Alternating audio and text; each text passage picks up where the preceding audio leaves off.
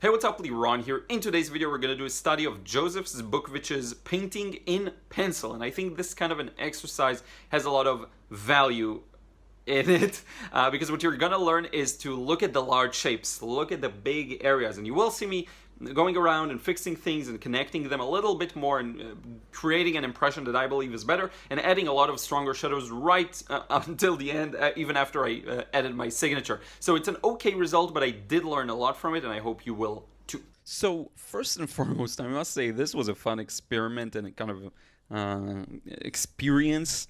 I wasn't planning to get anything spectacular, and whenever you translate stuff from one medium to another, there's always going to be some challenges that will arise, basically. But let's talk a bit about the process. So first off, I'm drawing just like I would with watercolor, and I'm trying to put in the major elements. So that'll be the buildings, on both the left, the right, the road, and then the big objects like the two cars that are pretty much in the foreground and a bunch of people there. So I'm starting very light. For this stage, you do need to be very careful to put things in the right place and to really make sure that, aside from, we're not about like interesting composition here or changing anything. I'm keeping things pretty much where they are. But you want to pay attention to the perspective especially, and make sure that things are at the right size. And that's a very common beginner's mistake, that one car is vastly larger than the other, or the person isn't proportional to the size of the car, and all sorts of things like this. So that's the main thing you want to pay attention to. Now, funny enough, I treated this stage kind of like I would with the sketching I would do for a painting. But yeah, now I'm starting to bring out some more of the details, and this is where it's going to become a little prettier, a little more like you'll start seeing more of the details within the buildings, the windows, the awnings will come later. Maybe a few more details on the people, and look at all of my diagonal lines. I'm not going to go into perspective, obviously, in this video, and I have a few other videos on the topic, but sorry, that's my phone. What you want to pay attention to especially is those diagonal angles. They have to be accurate, and we have a tendency to make them too vertical or too horizontal, and you want to make sure you don't do that, because when you make things too vertical, it flattens the scene, and it feels like the angle is too high or too low. It doesn't work. So really pay attention to the angles. Even if you don't know perspective, even if you don't know how to do any of this or the rules behind it, what you can do is try and recreate the angles as accurately as you see them. Measure and look at where they intersect with the sides of the paper, try and figure that kind of a thing out. So I put a shadow in pencil, and now I'm blending it with my blending stump. This was a bit of a challenge, actually, because the sketchbook surface is so rough, and this is a Fabriano, it's not sketchbook, it's a block, Fabriano Artistico cold press. And this was my mistake. I should have probably gotten also a hot press one for these kinds of uses. So the blending stump didn't like that surface, and it kind of, I don't know, roughed it too much. Some parts of it fell off, but yeah, that's fine. What I'm doing here is basically, when you blend, it turns darker naturally. So I accounted for it and went a little lighter on that first layer. And you can really treat this as a watercolor layer of placing in everything that is dark, basically, and is not light. So that actually includes the cars and the people as well, and all of those small details, the buildings, the shadows on the buildings, even the signs on the road, or even the animals, the pigeons walking around, or whatever that is. And I'm blending all of it for starters, because it's a rough textured paper, and I like the effect of the blending stump, especially on smoother paper. It just makes the pencil a little more even. So that's a good step to take, and don't forget, you can always, and this is a part of my plan, erase back the highlights. So I'm really treating this like almost like I would a painting, which is funny. So now I'm starting to put in some darker details, like these architectural details on the building, the windows that are significantly darker, and they actually have a highlight above them. Zbukvic really puts a lot of care in these details, and even though it seems like he's painting fast, that's actually not true. He's very meticulous with how he does these things. He's very deliberate. He keeps correcting and lifting and putting back, and until he's happy with it while it's still wet. He won't let it go until he's happy with it. And that's a big lesson you can learn from watching him paint, I think. So yeah, now there is a lot of work to be done here because all of the darkest darks, like the entirety of the building to the right, still needs to be put in. It's what is responsible for the depth, to differentiate it from the part of the street that goes back. You saw me lifting back some highlights with my kneaded eraser, which is my favorite type of eraser to use. I'm going over this now with a 6B pencil. The previous one was actually HB, so a number 2 medium pencil just down the middle of the scale. This was a 6B, which produces darker results. Still not dark enough, and you will see that I will darken it a little more later on.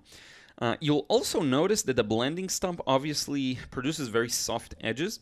It is something I'm gonna adjust later on, because along with all of these blurry shapes, you do want to have some sharpness to it. That's a part of the beauty. Just like watercolor, you want to pay attention to those edges. So it's something I will kind of fix later on. Now look at the headlights of the car. I'm leaving them a little lighter, even though I'm darkening the rest of the car. Even lifting some of them back up. And this is just me blocking the main shapes with value. After that, we have quite a lot of details to put into the buildings, into the awnings, putting in the birds too. Now, I did think I was done too early. You will see me kind of wrapping it up and signing and then adding some more darker darks because it was really necessary. But yeah, I'm going through this process really fast. We're close to finishing. Putting in the birds. They're very important for that sense of dynamic movement and just creating a sense of movement overall. Now I'm starting to darken a couple of things that should have been darker from the start. And that's just a process. You'll always realize, oh, this should be darker, or this should be lighter. And I really would encourage you to do this as well. Pick a painting you love and try and translate it to pencil or pen and ink, whatever your favorite medium is. It's going to work out nicely, and it's a good experience, and the result doesn't matter because, again, you're doing something weird there. You're translating one medium to another, so don't expect it to translate perfectly, and don't expect to succeed in translating it. But there is a lot to be learned from this kind of an experience, you will see. Trust me, you should give it a go, really. And it's fun, and pencil is so forgiving. You can always erase and redraw stuff, put in some of these dry kind of lines to indicate movement and the perspective of the road. And now I'm going over, again, some details that needed further darkening and starting to bring out some sharp edges alongside that edge of the building on the right, which is currently still very blurry. And I'm constantly looking at the reference, taking a few steps back, thinking, is this dark enough? Did I miss something? Does this detail read well? Does this detail look strange? What did I miss? How can I improve this? Take your time with it. I went pretty fast with this one, but feel free to take your time. You're not in a hurry. And you can always leave it and continue the next day and see what you can improve. So here I am signing this, and I will add some darker darks because they were really important. Look at the bottom there under the awnings and to the right. It's much, much darker. I took a break, came back to it, and then I saw it. The breaks really helped to see these things. I was like, wow, this isn't close to being dark enough. So I'm going to go ahead and darken it more. That will help pull the viewer's eye onto the foreground and onto these mini focal points, if you will, small details that I do want the viewer to focus on. Even the pants of the people, that's important.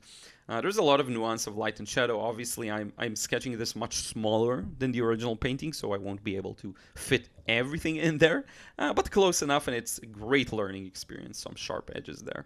But in any case, I'm going to show you the end result. I hope you enjoyed this one, and now let's wrap it up. So thank you so much once again for watching. I really do appreciate it. Hope you enjoyed this exercise. Again, a fun one to do. I felt like doing something a little quicker, for me at least, that I can just go for it. I don't have to set up too many things. Plus, I did want to exercise and work on this kind of a technique. Again, the paper here wasn't necessarily the best choice, I think, because the pencil had a bit of trouble getting into the creases, especially with my technique of holding it pretty parallel to the paper to get those large areas in, and my blending stump got a little ripped and ruined by the paper's, again, texture. But with that, a fun result that I do think has some of the essence of the painting, to say that this looks like a busy street. So hopefully that makes sense. I do want to thank you so much for watching. Don't forget to leave a like and a comment down below. Let me know your thoughts. If you want to see more of these, maybe a little more polished. I do think the result with pen is better, so if you want to see more pen sketches, I did do a few of these, of translating watercolor paintings to pen sketches. Let me know for sure, and I will talk to you again real soon.